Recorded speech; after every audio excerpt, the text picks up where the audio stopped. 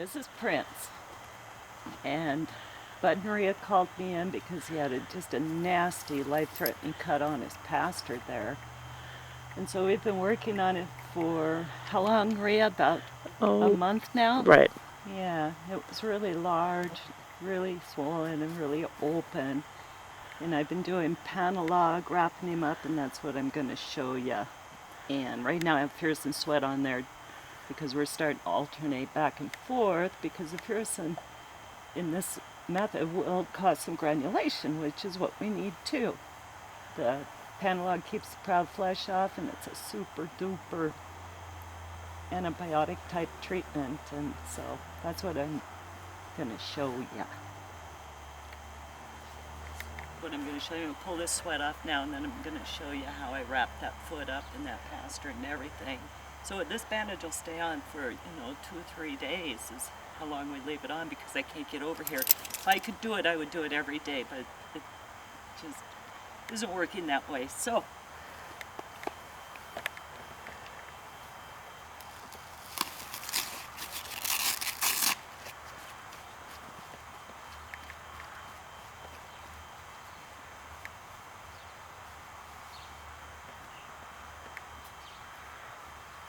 get out my trusty little bandage knife. So everybody needs a bandage knife, I'm telling you. It cuts this stuff right off, because there's no way I'm going to find the ends.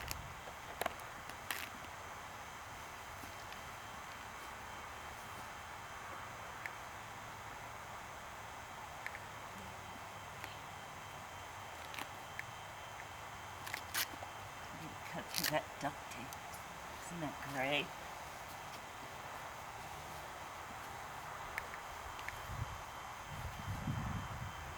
So I showed you in video 2 how to do this Fierce and Sweat. So everybody knows how to do that. But what I haven't shown in any of my videos yet is how to wrap and this is the kind of treatment you would use for scratches and cracked heels too. The panelog, wrap it all up, soak it with the Tide soap. Oh, I like the way that looks. So I've got Tide soap in here. Just a wonderful cleaner. Plus it'll disintegrate scabs off if we had some. We don't, because we've been not letting a scab form. Because things just don't heal with scabs, and proud flesh forms under scabs.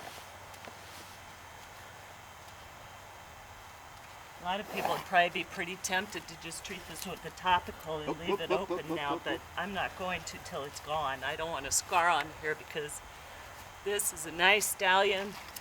He's got a good future ahead of him with Rhea and Bud here. We don't want scars. We don't want this horse to go in the show ring without a single scar. This is not a scar. He was born with that. Isn't that cool?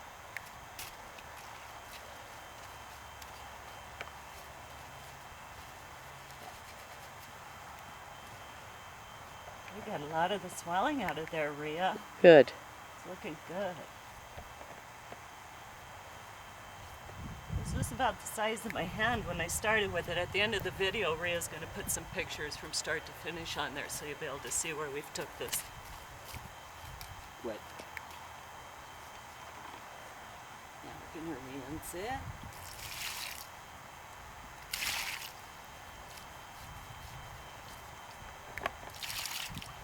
Good boy, Prince.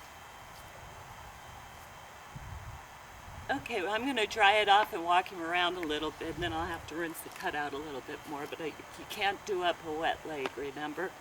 So we got to get this leg completely dried off, okay? Okay. I think Rhea's taken a close-up so you can see we've kept all proud flesh off of there. It used to be really deep. This actually nicked the suspensory and nicked the bone. It was really deep. But it's coming, it's filling out, it's healing from the inside out. There's no proud flesh, it's a great color. So, and we all believe that it's because of the panelog. It's really good stuff.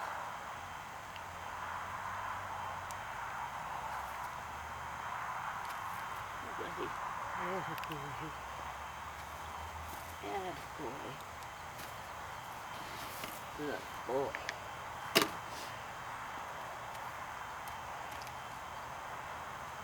Oh.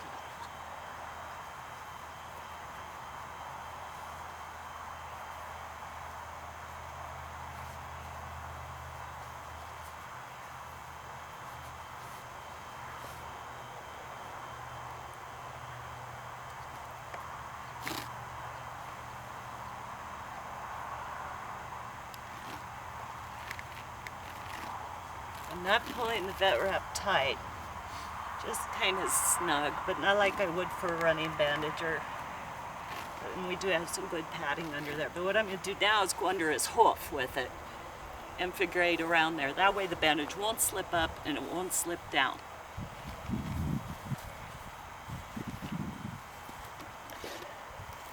Something else we've had to do since we've been wrapping this hoof is once in a while we treat his frog with some iodine, because we do trap a lot of moisture in here with the bandage, so we don't want to start any funguses or thrush in here. So that's something we're doing too, because it'll get too moist and too soft if we don't keep a balance on it. And we've been able to eliminate thrush too. So I just figure eight around this hoof. And again, I'm not pulling the vet wrap tight, but I just call it snug. And I'll put his foot down and finish this last wrap around there.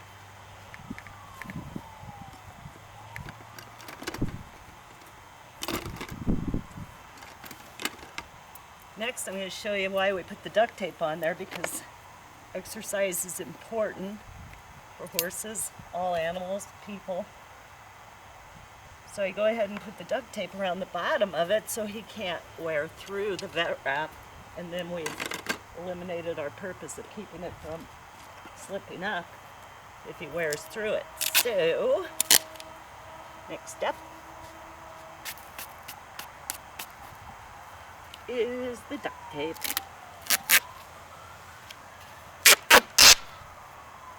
And I keep this duct tape on his hoof. I try not to get up around his cornet band with it. Just his hoof.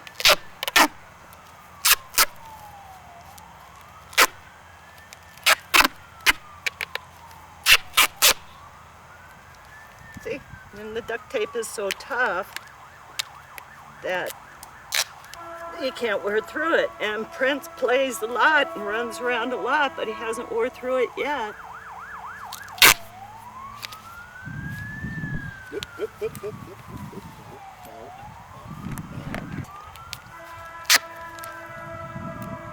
If I do have to go up around any part of the cornet band, I just do strips because I don't want it being stretched around there tight. So that's that.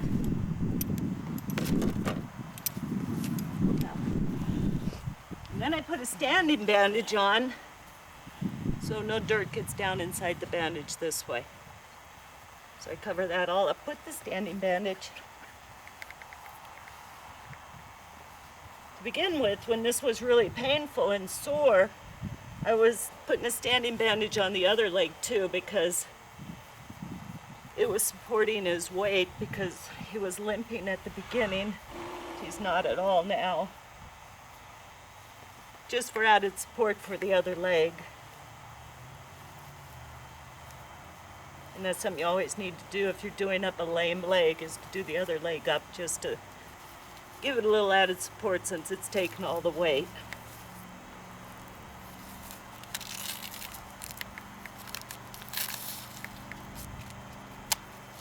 And that's that.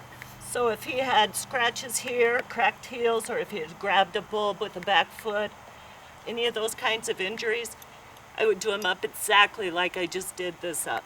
Even though the cut's up here, this is how you would wrap for these pastern injuries or the bulb of the heel injuries. Okay? See ya.